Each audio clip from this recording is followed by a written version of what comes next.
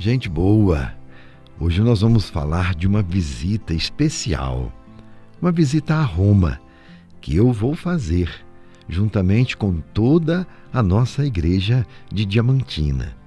Será entre os dias 16 e 26 deste mês, portanto começando já amanhã. É a visita ad limina apostolorum ao Papa Francisco e ao túmulo dos apóstolos Pedro e Paulo. Pedro e Paulo foram sepultados em Roma após o martírio sofrido por causa de Cristo e do seu Evangelho, ali pelos anos 60 da era cristã. E sobre o túmulo de Pedro, identificado por grafites devocionais, exatamente aqueles escritos que são feitos em logradouros públicos, até indevidamente por pessoas, e assim foi feito, pedindo graças a Pedro. Por isso se identificou aquele local como o túmulo de São Pedro. E ele está construído bem no centro da atual Basílica do Vaticano, debaixo do altar central. O termo ad limina, que dá nome à peregrinação dos bispos a Roma, vem do latim e significa no limiar, na proximidade. Podemos dizer até, numa tradução mais livre, na intimidade. E é com este espírito que os legítimos pastores da Igreja de Cristo, sucessores dos apóstolos, os 32 bispos e arcebispos do estado de Minas Gerais e do estado do Espírito Santo visitarão o Papa Francisco, que para nós hoje é Pedro, a quem Cristo chamou de pedra, sobre a qual edificou a sua igreja, como está ali no Evangelho de Mateus, capítulo 16, versículo 18. Falemos um pouco sobre esta peregrinação. Acontece esta peregrinação a cada 5 anos. Mas a pandemia da Covid-19 impediu a normal sequência das visitas. E neste ano de 2022, todos os bispos do Brasil foram chamados novamente ao Vaticano, e divididos de acordo com os regionais da CNBB. O mais importante desta visita ad limina é o encontro fraterno com o Papa Francisco, como também os momentos de oração e de estudo sobre a missão evangelizadora da Igreja. E na oportunidade, cada bispo apresentará a realidade pastoral e administrativa da sua diocese, através de um relatório que foi cuidadosamente elaborado e enviado com antecedência.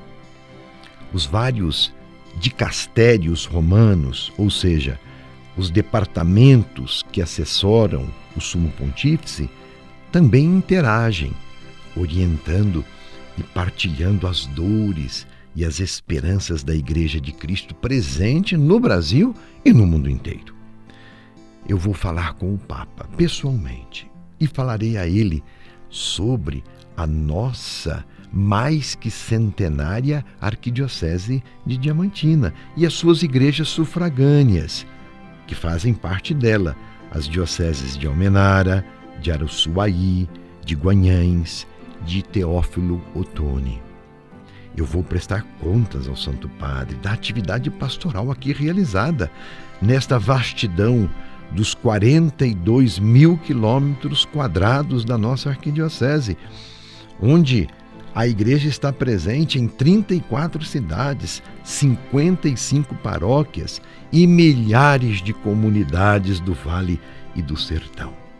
E com santo orgulho, eu digo assim, eu direi do nosso povo rezador, direi sim ao Papa, da fé testemunhada pelas obras de caridade que realizamos, dos valentes sacerdotes de ontem e de hoje, dos bispos que me precederam, do nosso Sesc Centenário Seminário do Sagrado Coração de Jesus, que hoje abriga 53 promissores jovens vocacionados, graças a Deus. O Papa também ficará feliz por saber dos mais de 1.500 catequistas em atividade e das centenas de lideranças leigas que colaboram na obra evangelizadora da nossa Igreja.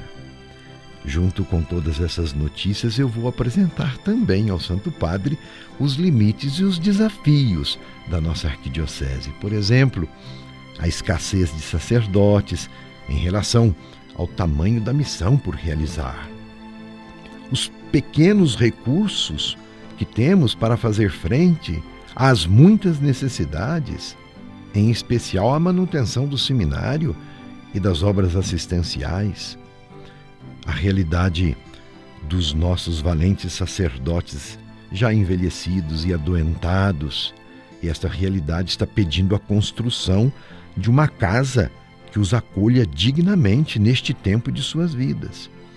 A carência de outras fontes de recursos, além da doação dos fiéis, para que possamos ousar na evangelização, por exemplo, investir na área da comunicação, na preservação do patrimônio cultural religioso, no atendimento qualificado aos mais necessitados. Muito já fazemos, mas muito há por fazer. Na infraestrutura que subsidia a formação pastoral dos leigos e leigas. Outros desafios, como a pastoral juvenil, que requer maior atuação, especialmente junto aos universitários. O despertar dos cristãos leigos a uma participação efetiva na política, a fim de permear a política dos valores do Evangelho e assim por diante. São os nossos desafios e o Papa também ficará sabendo deles. Direi ao Papa Francisco que esta centenária arquidiocese de Diamantina é jovem de espírito e procura se atualizar como igreja em saída, corajosa e apaixonada pela causa do Evangelho. Por isso, há 3 anos, estamos em processo de preparação da Assembleia Pastoral com vista ao projeto de evangelização que norteará a nossa ação pastoral para a próxima década. Direi sobre isso ao Santo Padre.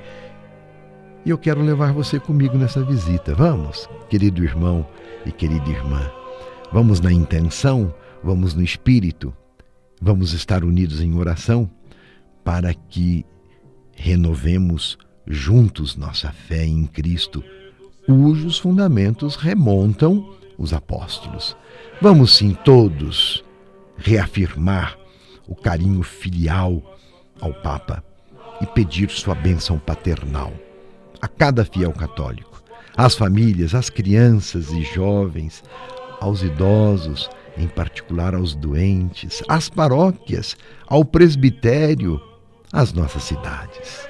Enfim, pedirei a bênção por todos os que admiram o Papa Francisco e nele têm um pai espiritual e um líder moral.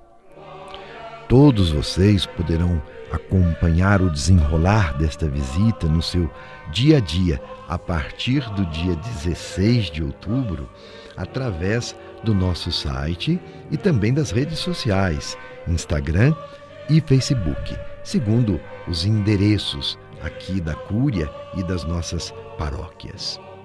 Rezem por mim nesta viagem e estejam certos da minha oração fervorosa por todos vocês, junto ao túmulo dos apóstolos Pedro e Paulo.